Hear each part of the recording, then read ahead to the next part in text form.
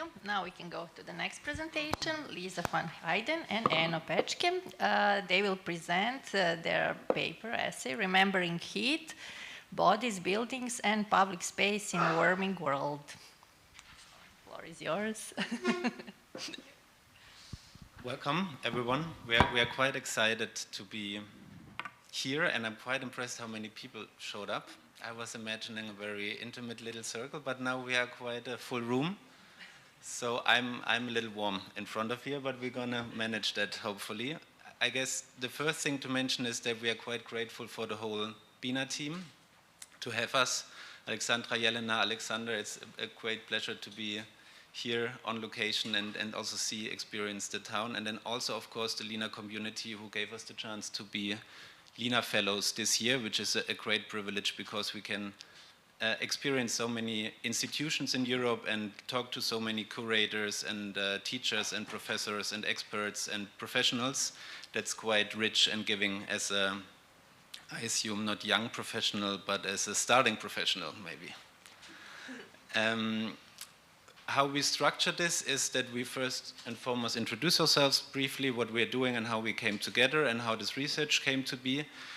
And then also we dive in our text and share a few of our findings, but generally it's more of a teaser for you guys to then be curious and start reading the text because it's just way richer than what we can compress in 30 minutes plus small talk. So my name is Enno Pötschke. I run a small graphic design studio in Berlin and in Amsterdam. I'm from Germany. It's a studio that is based between visual communication and spatial design.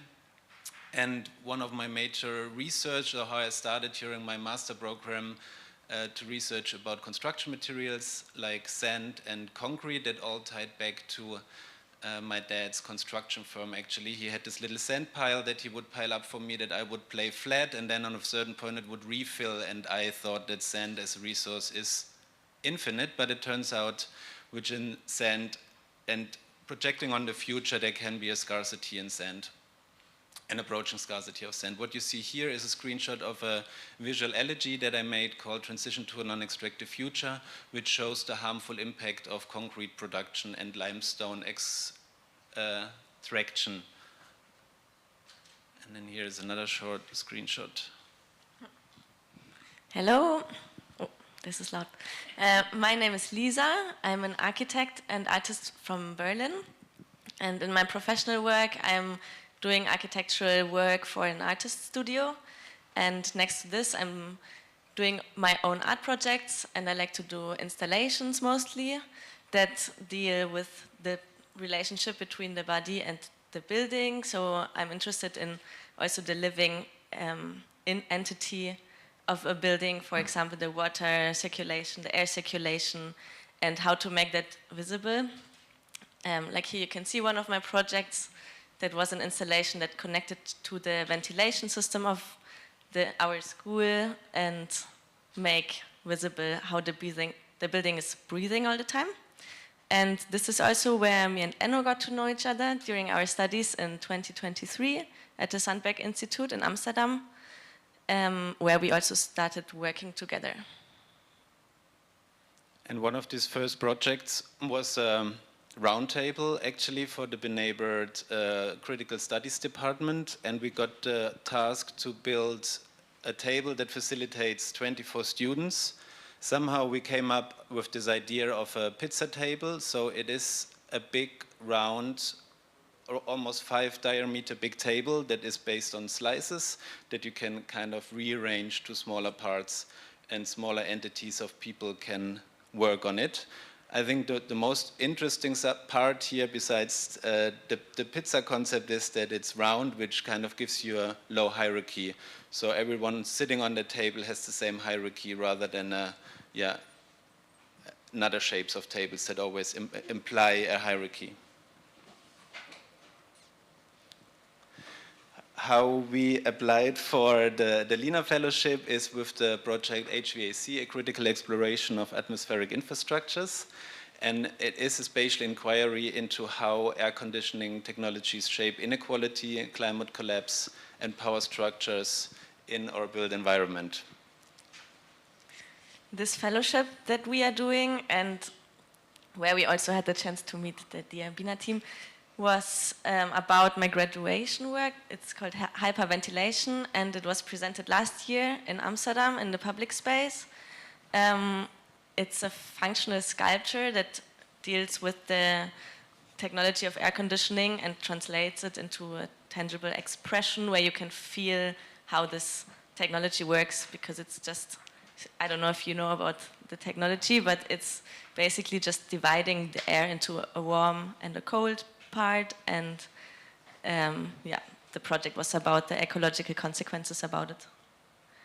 And yeah, based on this, we were invited here to write an essay which also deals with this topic, and we called it Remembering Heat, Bodies, Buildings and Public Space in a Warming World. And this topic started a bit with an observation about the weather. When we are outside and we meet new people, we always like to talk about the weather because it's never really perfect. It's always either too hot or too cold, and we are constantly balancing, and there's always something to talk about. And when it comes to the climate within the building, it's never nearly a topic. We are almost always feeling well if we are sitting in a restaurant or in a cafe or in a lecture hall. It's always moderate somehow, and this is because all these interior climates are managed and controlled and balanced. And we started asking ourselves, what is it actually that makes us feel comfortable, and when are we feeling comfortable and why? And we observed that more and more there's a presence of these technologies within contemporary architecture and existing architecture, and especially in hot climates also, like here it became very popular in the recent years, and we see this air conditioning technology spreading all over the world. And the more and more the world gets hotter, the more and more we need these technologies to actively produce these stable interior conditions that we are feeling comfortable, while outside it's getting more and more hot. But as we know, these technologies are very highly energy intensive and a big driver for the climate crisis, so they're actually contributing to the climate crisis instead of reducing it. And right now, there are roughly 2 billion air conditioner units installed worldwide, which means it's around 1 AC per 5 people on the Earth, which is so much. And they consume 10% of the total global energy amount. So, yeah, the global energy demand is also expected to triple by 2025. We can see here 2026, we have around 2 billion units installed, and by 2025, it will be between 5 and 6 billion units. And we can also see at the same time that the access to cooling is unevenly distributed worldwide. For example, in India or the sub-Saharan context, there's only 5% of households installed, equipped with air conditioning, while, for example, in Japan or the United States or Korea, it's around 90%.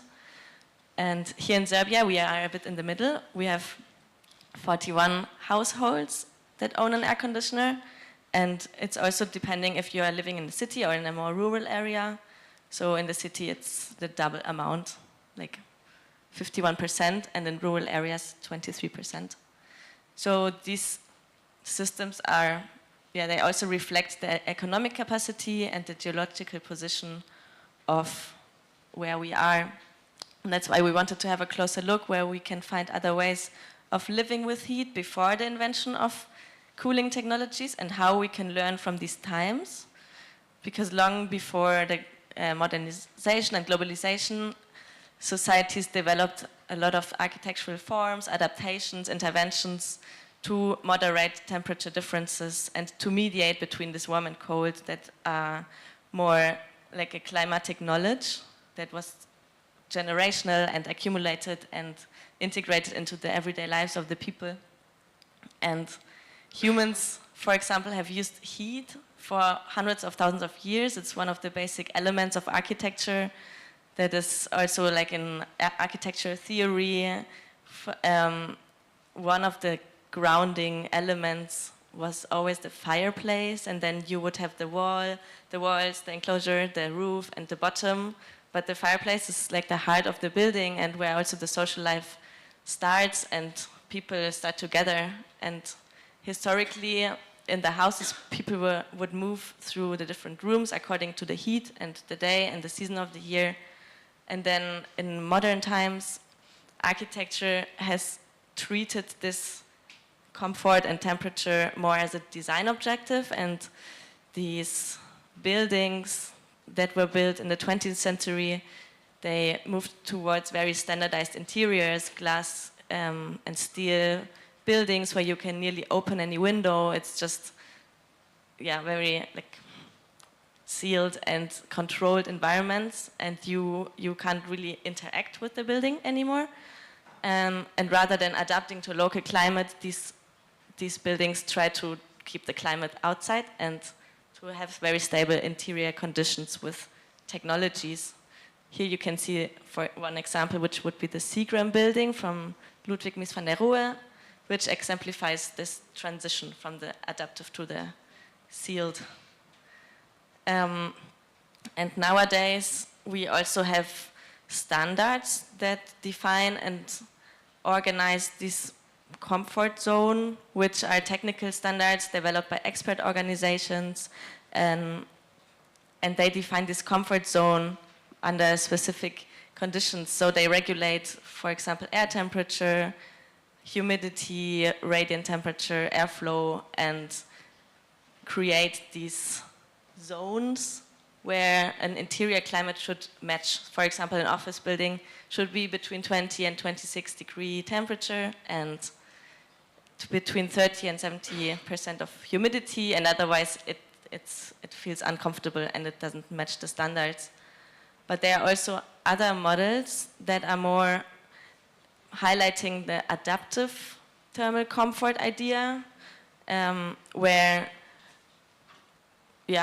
also people are acknowledged that you can open a window or you change your activity level or you modify your clothing in order to match the climate. And this adaptive approach also has direct implications for the energy use, because by acknowledging that people can adapt to the temperature, of course the buildings can reduce their reliance on technologies and also their reliance on energy consumption and so on. So we looked into different examples, how we could learn from the past and maybe integrate it again into contemporary architecture to find these ways of adapting. And we started very basically with the clothing as a layer of adaptation, which is very immediate and very known to every one of us. It's like an extension of the body and mediates the temperature and the moisture. And there's a lot of different examples, but for example, linen, I think everybody knows about linen. It's widely used for summer clothing because it has the thermoregulating effects where the fibers of the linen can absorb up to 20% of their own weight, and therefore it can absorb the sweat and release it again, and it creates this layer on the skin which is always a bit humid. And then the effect is when the air comes through the clothing, it cools you down with evaporation. It's a bit the same effect as if you are in the shower and then you step out of the shower and your skin is still wet, and then through the air it makes you feel cold. And actually it's a very natural material. It's made from flax. This is this plant, which you can see here. It starts as a flower and then it gets dried, and the fibers are extracted from the stems. So it's cut. The stems are cut and then they are made into the fibers. And today we can see it's very widespread material. And there are also comparable strategies in all other climatic regions. For example, this is It's called Jalaba or Tobe, and it's very specific from the Middle East or North Africa. It's these loose garments that are creating a layer between the body and the air, and it's a very lightweight fabric that allows still the body to breathe, and it's always in light colors. Another example would be merino wool. I guess a lot of people of you also know about this. It's compared to linen, it's used for hot and warm climates, and the fibers are very fine, which makes it not itchy on the skin. And it works with tiny air pockets within the fibers. So the heat is trapped within these pockets and can be released and filled up, let's say.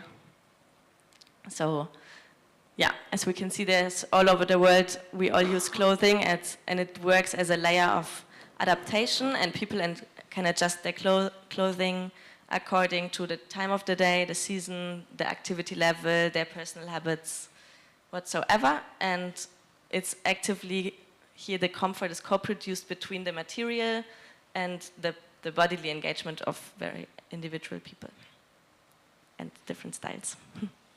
So now we jump from the body, we so to say scale out towards the building. And this section is called Material Knowledge of Living with Heat, and we want to point out that the core tension, we believe, lays in the vernacular, where the body was active and the environment variable, and then the modern architecture, where the body becomes passive and environmental controlled. So what we've been seeing with the building von Mies van der Rohe, where the curtain wall kind of separates you from the outside, and you trust the building that it's gonna manage your thermal comfort.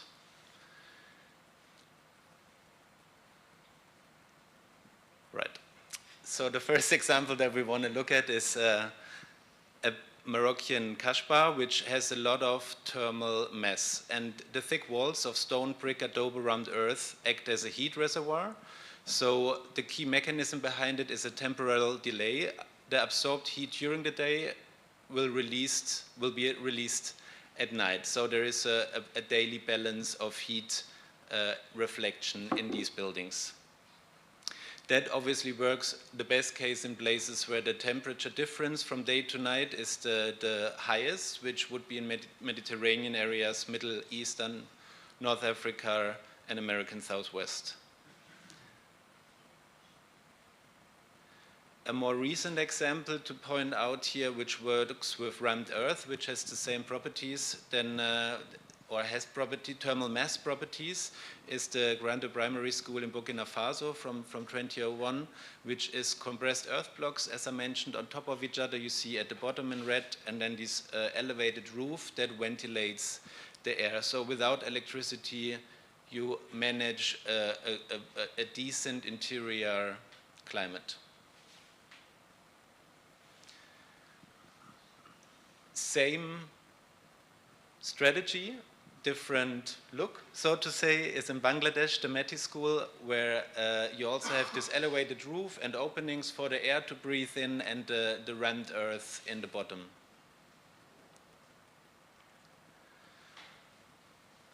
Another ancient example that works through solar control is this from Islamic architecture, the mashrabiyah. It's wooden screens that filter out light but let air go through. And then obviously the goal here is that you want to have the radiation broken so that there is no sun coming in, but the air goes in. Which then in other areas, like in Asia, the yalis is kind of exactly the same example, only that it is made from stone. So same idea, just different material. These solar control examples also became part of modernism in the beginning, especially tropical modernism. It's called brise-soleils, and you see here these little shutters that you can, as an inhabitant, move around and block out sun, but still air can go through. So these external fins, they are horizontal or vertical, and they block direct relation and preserve daylight and airflow. Le Corbusier was a big part in spreading this system, so to say. So you have here the Ministry of Education and Health of Rio de Janeiro, where you see in these upper levels, on top of these columns, the shutters that you can open and close. And he made it even more as a statement here in this example, in this assembly hall in India, Chadingar, where he made this big statement of a shading, of a brise-soleil on top of the building.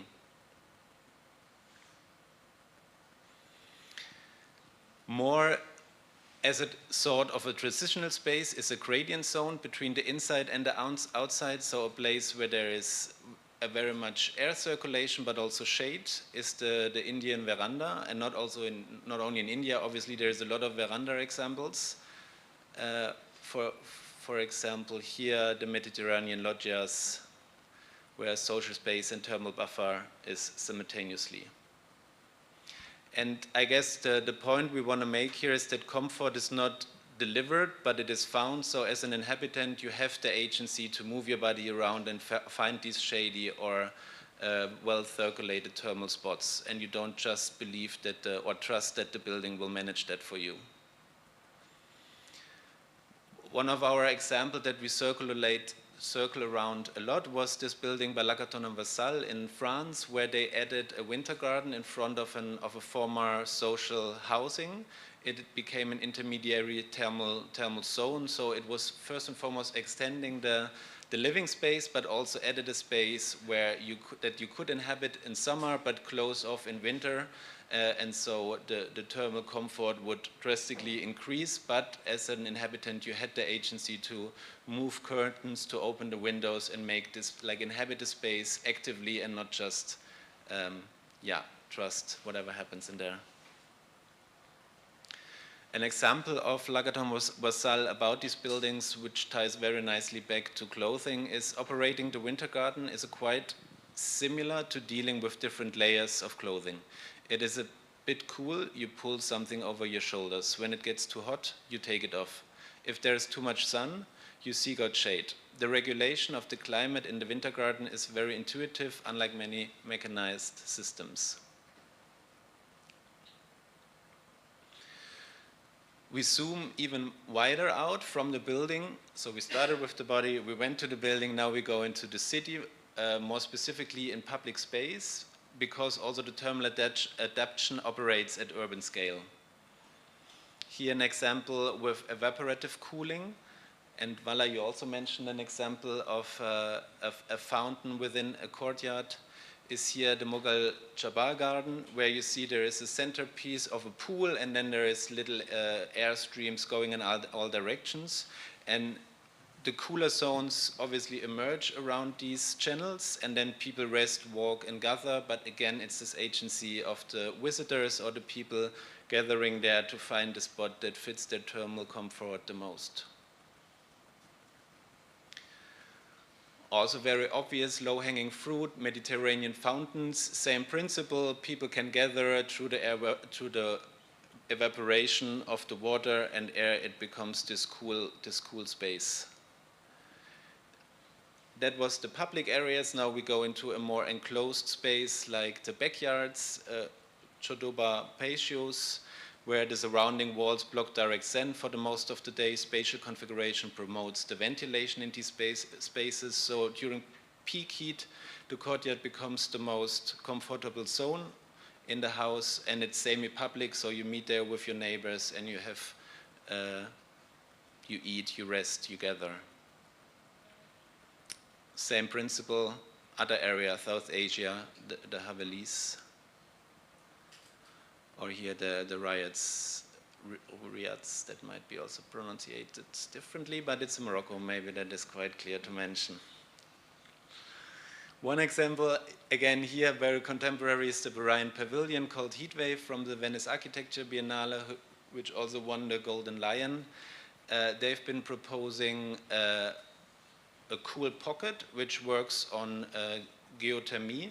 So that means through drilling within to the ground, you get from the earth the coldness, and that goes up and makes this cool pocket where people can rest and cool down, especially in this heatwave project it was workers, but also from, I think actually colleagues of yours from Transolar, they kind of elaborated on this cool pocket system where you would, in urban space, have difference of them strategically placed so people could move from cool pocket to cool pocket to stay cool in urban areas. So not a strategy of cooling down the whole city or enclosed spaces, but rather have these gathering points where people can find cool, but also community and exchange. So now we try to conclude these three spaces and scales that we visited, from the body to the building to the public space, which kind of led us to the conclusion: reactivating our agency and not assume that comfort requires stability and mechanical delivery. So not just trust the building, but also have own agency and bring another jacket or kind of stand in the shade or have a cool shower, and not just rely on mechanical systems. Because these mechanical systems have quite a negative impact. It narrows down the spectrum of thermal experiences, it reduces adaptive engagement, the body loses practiced capacity of negotiation variation, and the building loses the mediating role. And then we, so to say, propose that a broader comfort range should be accepted and that it rather eliminates variation, so that the body should be drained for more possible spectrums of heat, and treat thermal adaptation as an active practice, not as a passive recipient, which kind of leads us to a local example. Yes, because we were also looking into very beautiful options that combine, like that are hybrid versions and that draw from knowledge from these vernacular architectures, but transform them into the contemporary times and to adapt to the needs of the societies and the climates we are living in today. This is one example for a renovation from a vernacular house. It is in the Stara Planina region, if I pronounce it correctly, in Serbia. Maybe you know about it. And here it's very thick stone walls that buffer the indoor temperatures, and it's oriented towards like the sun. And they did renovation where they just renovated one part of the building with technical elements, and they created this heated space with like modern technology, but the rest can still be like from back in the days. And I think there are many different ways of how we can use these knowledges today and also integrate it into our architectural practice and into the technologies that we are using today. So we generally believe in hybrid solutions, because obviously there is a need for ACs and HVAC systems in areas where there is a big heat, where there is a surviving without these systems not possible. But I believe in other countries, for example, like in Germany, where there is not such an immense need, and with other strategies you could reduce this kind of mechanical systems and the electricity consumption, and don't just follow this neoliberal logics of that everyone should own such a device to be comfortable. And what we found quite beautiful in the end is that you can also consider a building like a body that is layered with different, like we have different layers of clothing, and the building has different layers of wall thicknesses, insulation, materials, what so on, and we can play with this also as designers and architects, and to see it as a design quality. Yes. Thank you so much. Thank you for listening.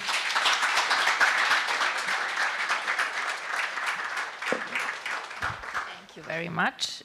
this was really interesting, and I'm glad that we have actually fellows from different, not so much disciplines, but let's say focal points, which is cool. And we also have different hybrid, let's say, solutions, as you suggested, which is not a surprise, considering that you have so many different interests which you can combine. And now I would like to invite our fourth fellow, Nami, who will join us. But while she is installing her presentation, maybe we can again shift our attention to questions. Yes. Yeah. Well.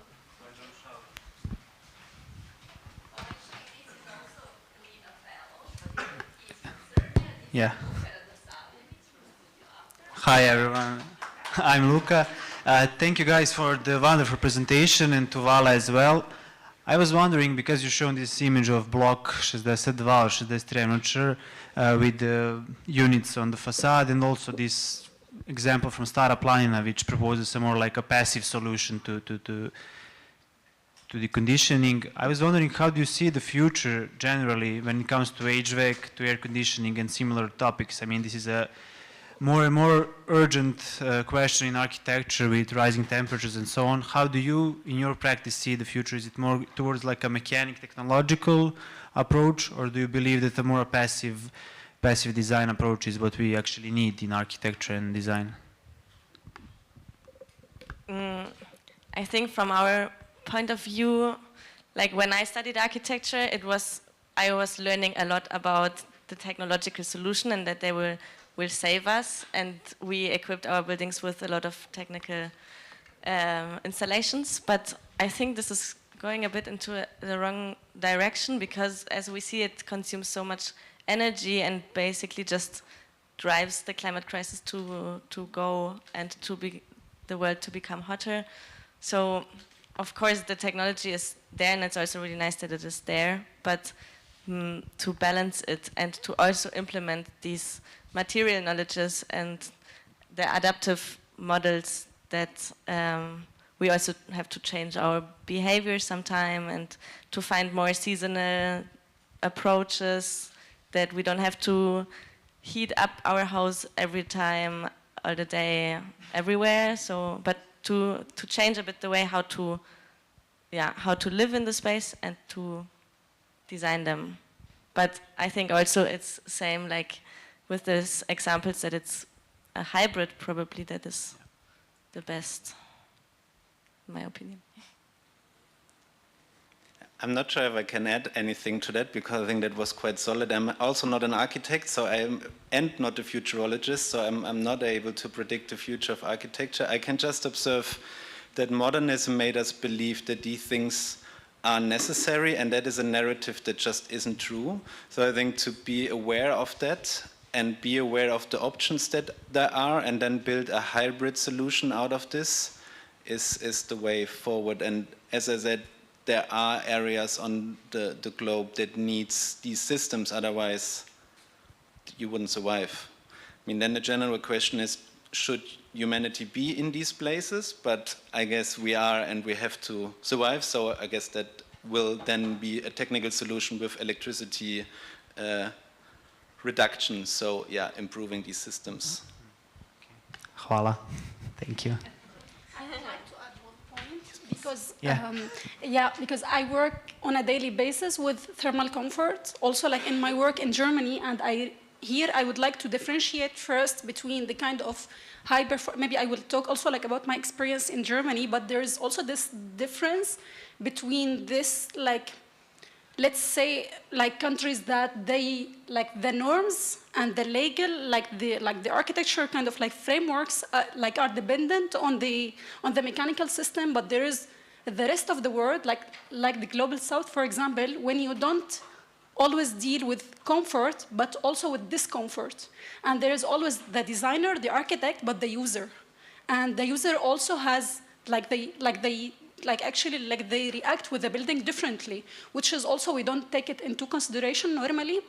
And I think this is important, but in Germany, for example, like how I see it, there is a tendency also for hybrid solutions, but the main problem I think is with the norms. because there is this kind of like requirements for like to get like permits for buildings, and it's mainly dependent on the kind of like, let's say, static thermal comfort, yeah? So there is no much room for adaptive comfort. And even like, for example, like for me in Germany, because we do like, we propose low-tech solutions, like mostly, and we do hybrid solutions. And usually when we talk about adaptive comfort, we use the ASHRAE. We use the norm from the US, because there is no room actually. Like there is also like SIPSI, for example, in the UK, they have their own model of adaptive comfort, which is not very, I think, smart enough, at least to work on it. But I think there is a tendency also to use mixed mixed solutions. But here we talk also about this kind of big, large-scale projects, like sustainability projects. But what about the rest? What is the 80% of the building? Usually, for example, in Germany, this is the easiest way, just to build with mechanical system, because it's also cheaper. Yeah, thank you. Thank you. We have a practitioner among us, not just theoreticians.